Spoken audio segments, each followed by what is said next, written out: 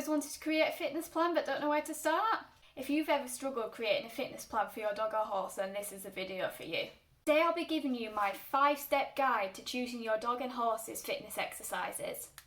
Hi, I'm Zoe, the owner and vet physio at Fit Pet Physio, and you can find out more about us at www.fitpetphysio.com.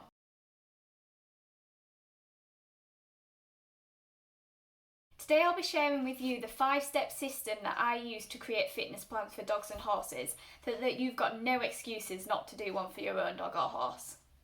So step 1. How do you know what your goal should be? Well, that's actually quite easy. Your goal should focus on your pet's weakest points. A great way to get an idea of what these might be is to watch your pets move in walk and trot and see if all the limbs move evenly. Then you can assess your pet's range of motion and muscle mass and see if they're the same left to right and front and back. And you can see me doing this here in these videos. First I started with walking and trotting, and now I'm testing the range of motion and muscle mass as I go along. Step 2. What is your goal?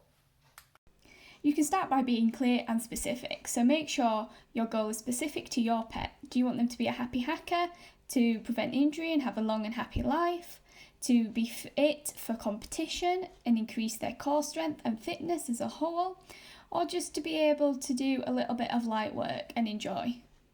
Step 3. How do you know what exercises will help?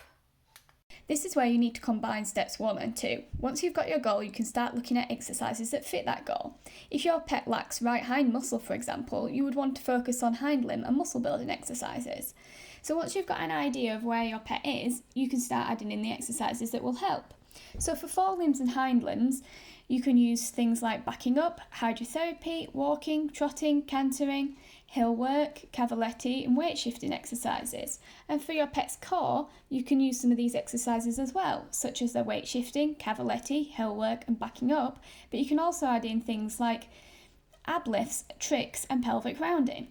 The exercises you choose will depend on your specific pet, either dog or horse, as some exercises can only be used for one or the other, and whether you want to focus on muscle building, strength or range of motion as your top priority. Step 4. Writing your plan. Step 5. Implementing and progressing your plan. Now you've got your goal and your ideal exercises, it's time to decide how many reps and the intensity of the exercises you want to do. I'd always advise that you start at the easiest intensity of exercise and work up, and start with about 3 to 5 reps. So an easy intensity exercise would be this pole on the ground, for instance, and then you could progress up to jumping. An easy weight shifting exercise is to start with 1 of the limbs lifted and then progress to 2. And you can start with walking and then increase to trot and canter, for example. So now you have my 5 steps. Once you've got your exercises and the start reps and intensity, you can create a 4-week plan.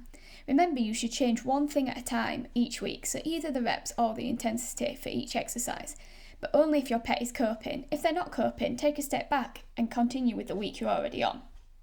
Remember to reassess your pet's plan every month, so you can go through this whole 5-step process. So step 1.